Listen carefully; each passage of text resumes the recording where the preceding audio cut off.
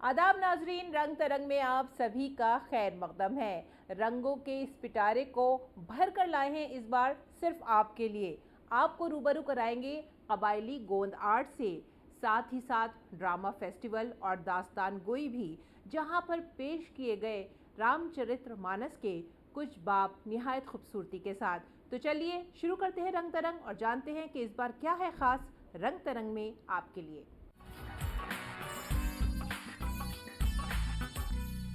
गुरु रविंद्रनाथ टैगोर, जिनका नाम आते ही हर भारतीय का दिल फ़ख्र से भर उठता है, क्योंकि गुरुदेव ने हिंदुस्तानी फ़नून, हिंदुस्तानी अदब, हिंदुस्तानी तारीख़ और हिंदुस्तान की कारीगरी के साथ साथ यहाँ के रक़्स और मौसीक़ी को भी पूरी दुनिया में मुतारिफ़ कराया और उसे एक नई पहचान दी। क्या आप जानते हैं कि गुरुदेव 1924 में अर्जेंटीना गए थे और यहाँ पर विद्वान हों, यहाँ के आलिम हों, यहाँ के तलबा हों, यहाँ के आम लोग हों, उन सभी के ऊपर गुरुदेव ने एक बड़ी ही गहरी छाप छोड़ी थी। इसीलिए तो वज़ीर आज़म नरेंद्र मोदी हाल ही में जब अर्जेंटीना गए तो उन्होंने ब्यूनस आयर्स में गुरुदेव को खिराज अक़ीदत पेश किया। आइए चलते हैं, देखते हैं कि इस दौरे के दौरान गुरुदेव को सब ने मिलकर किस तरह से याद किया। चोलाए चोलाए बाजवे जोएर मेरी पाएर बेगेई पोत केटे जाए कोरिश्ना हार दे। गुरुवर टैगोर ने अपनी कविता नूतन जोगेर भोर में कहा है, हर आगे बढ़ने वाले कदम पर घोषणाद होगा, दौड़ते पांव ही नया रास्ता बना देंगे। अब देरी मत करो।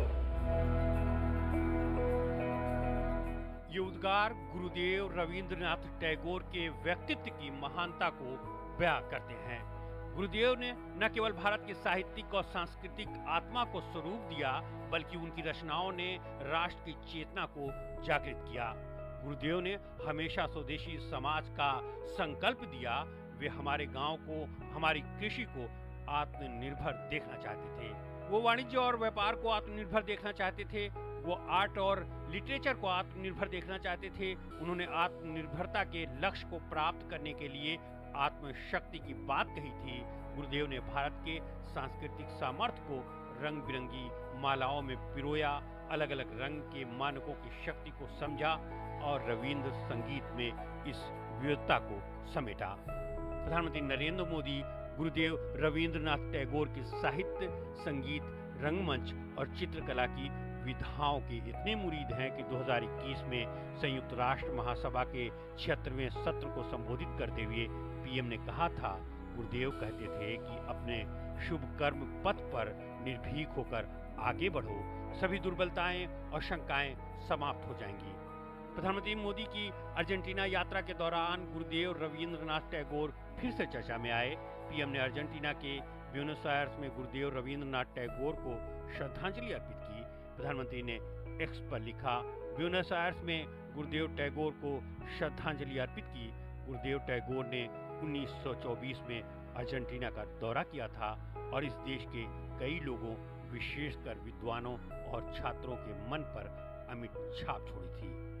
Victoria Ocampo, who was a great admirer of Tagore, she was instrumental in making Tagore establish himself as a painter, as a modernist painter to the world. Now, this cultural bridge has been established in 1924, and with the Prime Minister visit to Argentina, this has re-established. We have Shankho Ghosh's very, very famous book, Ocampo Robindranath, Ketuki Kushari Dyson's Robindranath O Victoria Ocampo Shandhane, a beautiful book. So there is already a live thread of research on Tagore and Victoria Ocampo, and this totally and directly connects to the cultural exchange between the two countries. So I think this will actually provide further impetus to the research that might actually be going on. Buenos Aires में गुरुदेव टैगोर के स्मारक पर श्रद्धांजलि अर्पित कर PM ने विश्व भर में फैले बंगाली लोगों के मन और हृदय को प्रभावित किया है। सभी भारतीयों, विशेषकर बंगालियों को अपनी राष्ट्रीय सांस्कृतिक विरासत और भारत की सीमाओं से परे भारत की सभ्यता के विस्तार पर गर्व कराया है।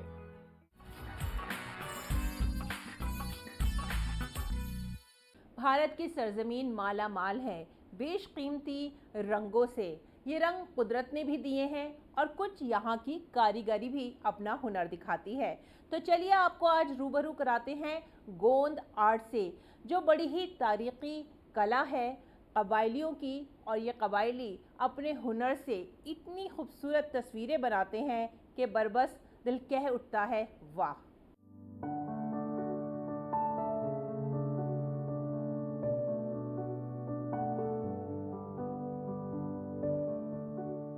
गोंद कला मध्य भारत की एक पारंपरिक लोक कला जो गोंद जनजाति द्वारा बनाई जाती है। ये कला अपनी जटिल पैटर्न, जीवंत रंगों और लोक कथाओं से जुड़ी कहानियों के चित्रण के लिए मशहूर है। ये प्रदर्शनी समर्पित है जनगढ़ सिंह श्याम को।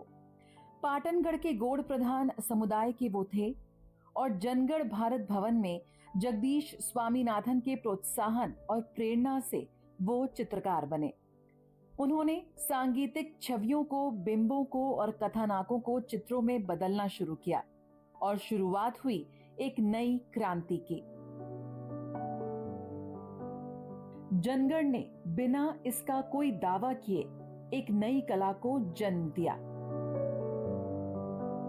रजा फाउंडेशन ने इन सभी आर्टिस्टों को बोला कि आप अपने चित्र भेजिए। हमने उन्हें चित्र मंगवाए, सारी यहाँ पे फ्रेमिंग की, यहाँ गैलरी में एग्जीबिशन लगाई और इनके बाद सारा के सारा पैसा भी उन्हीं को जाता है। 100% पैसा कोई फाउंडेशन इसकी वो नहीं करती। तो ये उन लोगों के लिए बड़ी मदद है और आप देखेंगे अब बहुत फाइन काम कर रहे हैं वो रजा। हम पिछले 5 सालों से उनकी एग्जीबिशन कर रहे हैं और हमने जब पहली बार इनकी एग्जीबिशन आया इसी में लगाई तो वहाँ पे 32 पेंटिंग बिक गई। हमने 60 पेंटिंग लगाई थी और फिर दूसरी एग्जीबिशन की तो फिर उनकी 15 पेंटिंग बिक गई, कुछ 30 पेंटिंग थी।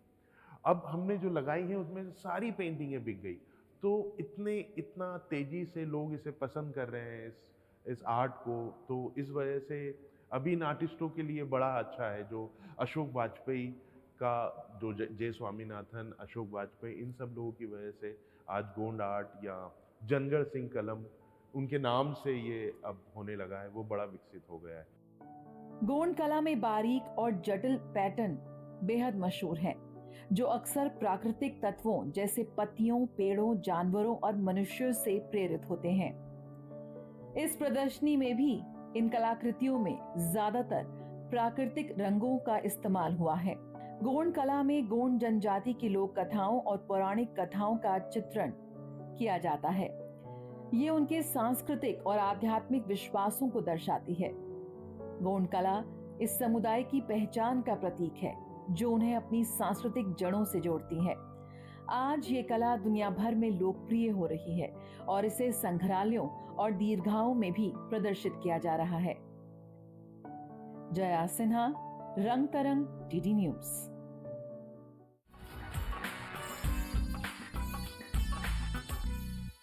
दास्तान गोई ड्रामे की एक ऐसी सिनफ है जहाँ पर दास्तान सुनाई जाती है। किसी भी किस्से को बड़े ही खूबसूरत अंदाज में हाव भाव के साथ लोगों के सामने पेश किया जाता है और ये इतना पुरअसर होता है कि लोग उस दास्तान में पूरी तरह से खो जाते हैं। हाल ही में उर्दू अकेडमी की जानिब से एक ऐसी ही पेशकश की गई जहाँ पर रामचरितमानस की चौपाइयों को भी पेश किया गया और लोगों ने इसका लुत्फ उठाया।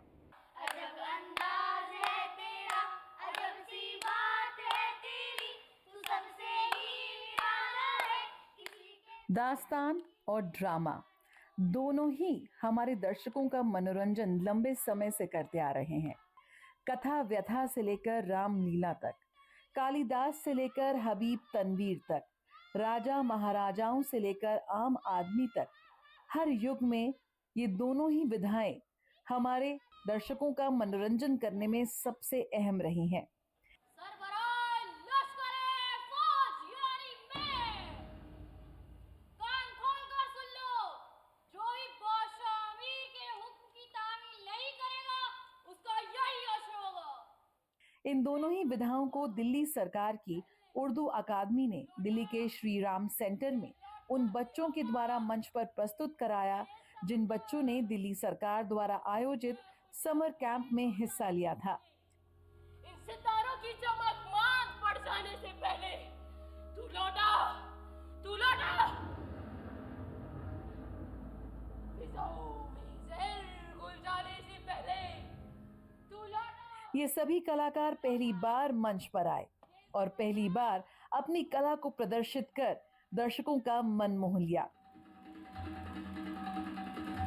बस चुप गया, अब तुम जाकर चुप जाओ।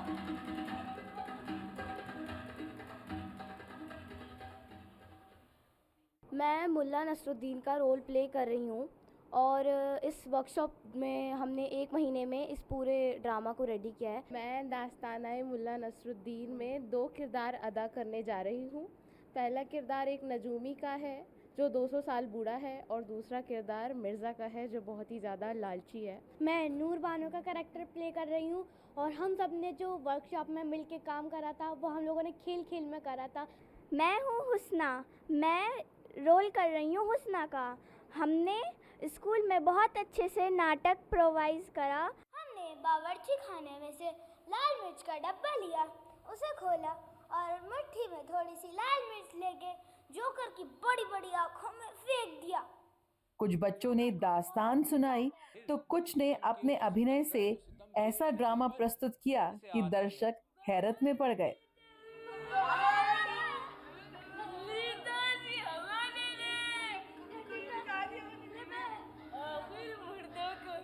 ये मात्र एक प्रस्तुति नहीं थी बल्कि एक परंपरा और एक साधना थी, क्योंकि भारत एक ऐसा देश है जहां कहानी सुनाना सिर्फ मनोरंजन नहीं, एक संस्कृति और एक परंपरा का हिस्सा है।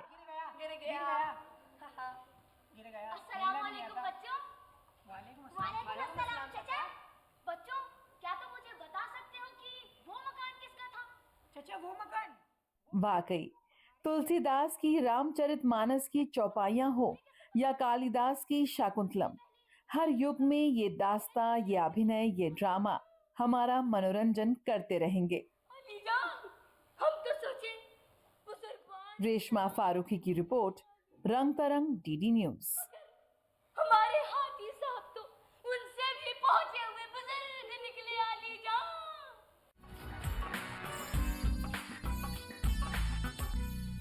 और आइए अब मैं आपको लेकर चलती हूँ राजधानी दिल्ली के त्रिवेणी कला संगम में, जहाँ पर रंग व बू के खूबसूरत नज़ारे हैं, रक़्स है, मौसीकी है, साथ ही साथ एक होशरुबा फ़िज़ा भी है। तो लुत्फ़ लेते हैं इस खूबसूरत नज़ारे का और खो जाते हैं कला की, फ़न की इस दुनिया में। वेटरन आर्टिस्ट प्रेमलता सरकार की मूर्ति कला पर ये एक प्रदर्शनी लोगों का ध्यान आकर्षित कर रही है। प्रेमलता सरकार चिंतनशील मूर्तियां बनाती है जो उनके जुनून और आंतरिक भावनाओं का प्रतिबिंब है।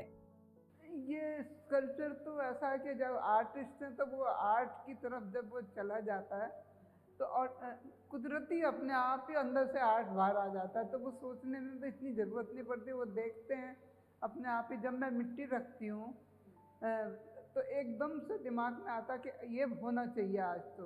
और मेरे स्कल्पचर्स में हमेशा मैं प्लेजेंट स्कल्पचर बनाती हूँ, मैं सैडिस्टिक नहीं बना सकती, क्योंकि रोज़ की ज़िंदगी में इतना सब कुछ चलता है ऊपर नीचे।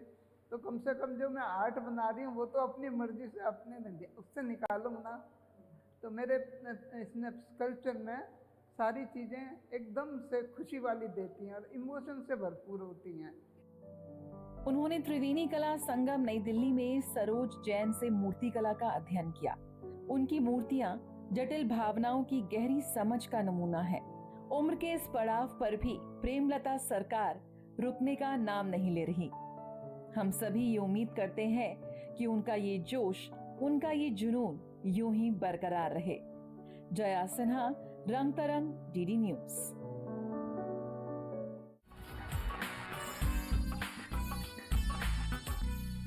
और आइए अब देखते हैं इस बार क्या खास रहा रंग तरंग में।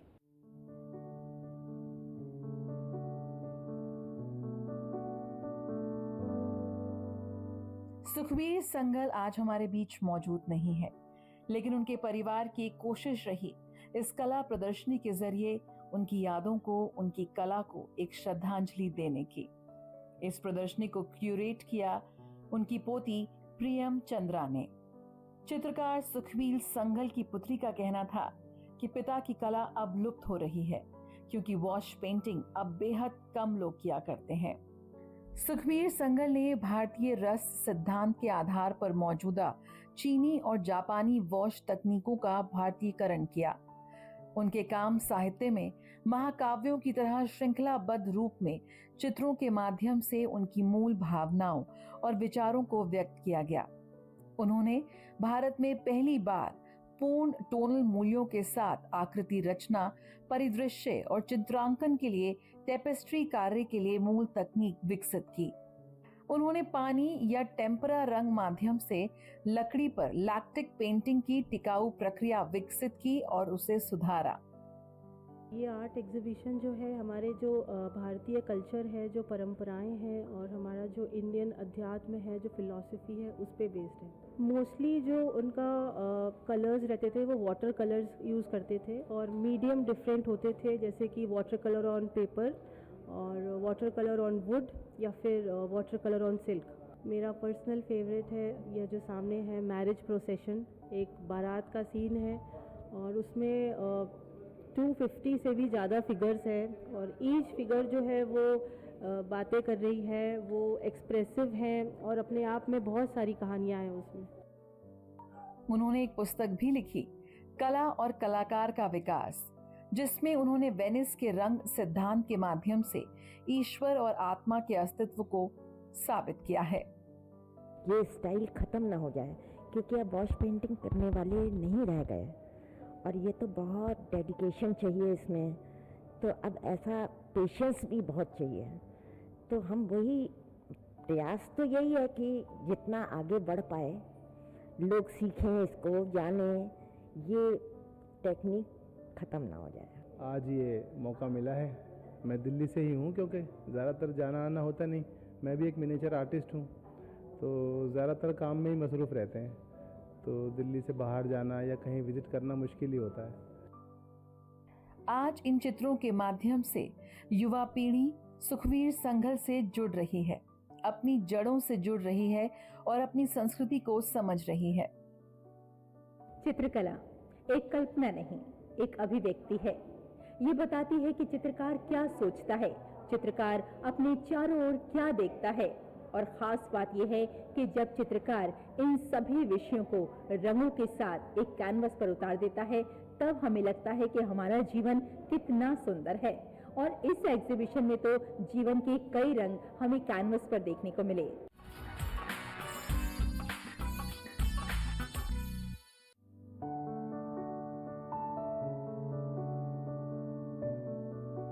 कलाकार अमृत कपूर और मूर्तिकार सुरेश कुमार की कृतियों को प्रदर्शित करती एक प्रदर्शनी आत्म अन्वेषण का आयोजन हुआ राजधानी दिल्ली में। कानपुर विश्वविद्यालय से ललित कला में डॉक्टरेट की उपाधि प्राप्त अमृत ने प्रकृति, दर्शन और व्यक्तिगत प्रतिबिंब से प्राप्त विचारों पर आधारित अपनी नई पेंटिंग्स को प्रदर्शित किया। उनके काम में 4 श्रृंखलाएं शामिल रहीं।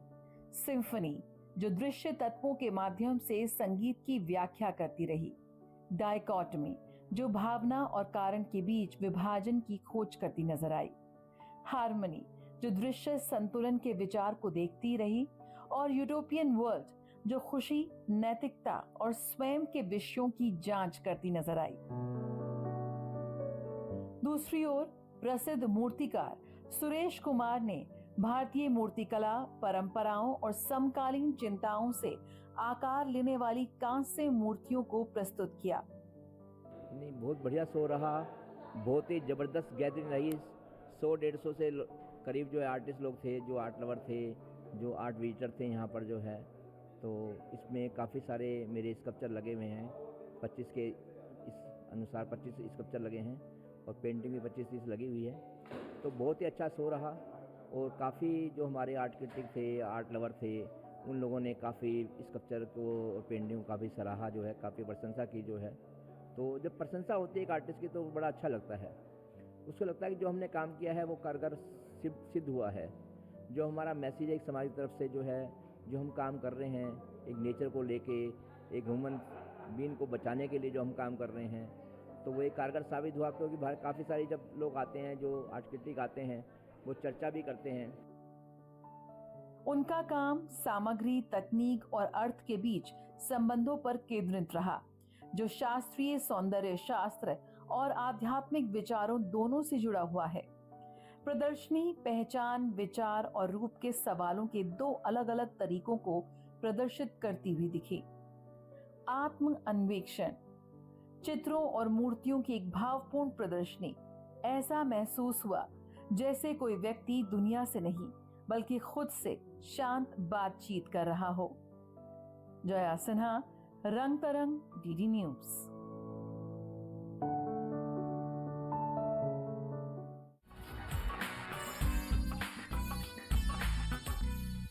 सावन की इस हरियाली में रिमझिम बूंदों के साथ दिल अपने आप ही चहकने लगता है, एक पक्षी की तरह। और कई बार मन करता है कि हम भी नीले आसमान में अपने पंख फैलाएं। इसीलिए तो हम आ जाते हैं आपकी खिदमत में, आपको सैर कराने पूरे हिंदुस्तान की, वहाँ के फ़नून, रिवायतों और तहजीब की।